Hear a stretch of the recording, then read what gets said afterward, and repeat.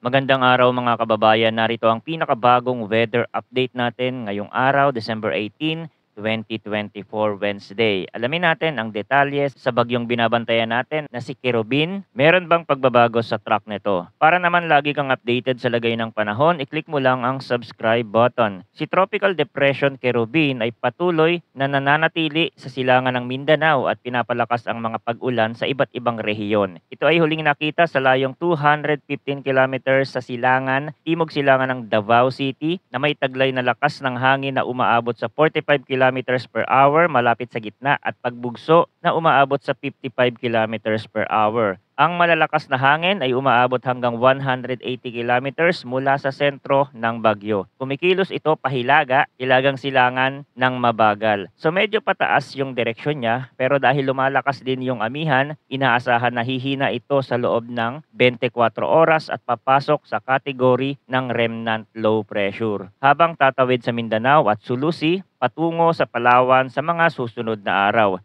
Ngunit posibleng muling mabuo bilang tropical depression kapag ito ay nakarating na sa West Philippine Sea. Kung gagamitin natin ng ibang weather forecast model like GFS, aangat ito tapos saka tatawid sa Mindanao kasi maitutulak yan ng amihan. So magla-landfall siya by December 20.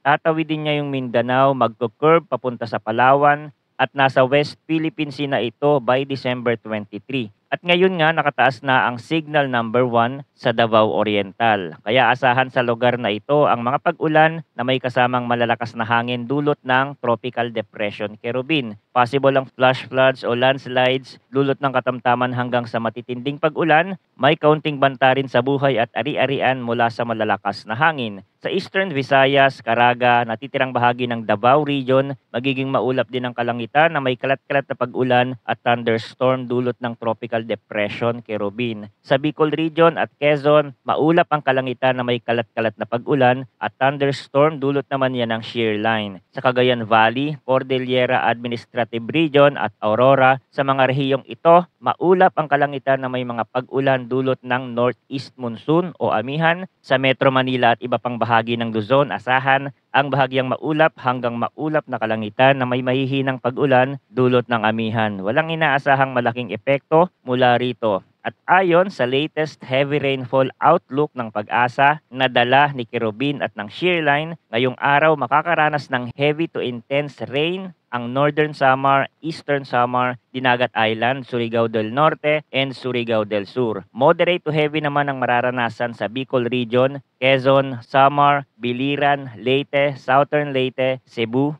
Bohol, Agusan del Sur, Misamis Oriental, Davao Oriental, Davao de Oro, and Davao del Norte. Bukas naman, December 19, makakaranas ng heavy to intense ang Eastern Visayas, Sorsogon, Dinagat Island, and Surigao del Norte. At moderate to heavy ang Quezon, Camarines Norte, Camarines Sur, Albay, Catanduanes, Masbate, Romblon, Aklan, Capiz, Negros Occidental, Cebu, Bohol, Camiguin, Misamis Oriental, Agusan del Norte, Agusan del Sur, and Surigao del Sur. Sa Friday, December 20, heavy to intense rain ang mararanasan sa Eastern Visayas, Catanduanes, Albay, and Sorsogon. Habang moderate to heavy sa Quezon, Camarines Norte, Camarines Sur, Masbate, Oriental Mindoro, Marinduque, Romblon, Western Visayas, Negros Island Region, Central Visayas, Zamboanga del Norte, Misamis Occidental, Misamis Oriental, Camiguin, Agusan del Norte, Dinagat Island, and Surigao del Norte. Mas mataas ang posibilidad ng pagbaha at landslide sa mga bulubunduking lugar at mabababang lugar. Maaring mas lumala ang epekto kung may significant antecedent rainfall o naunang pagbaha sa inyong lugar. Ang panahon ay mabilis magbago kaya't manatiling updated sa mga susunod na ulat mula dito sa channel para sa pinakabagong balita tungkol sa lagay ng panahon. Salamat sa inyong pagtutok at manatiling ligtas.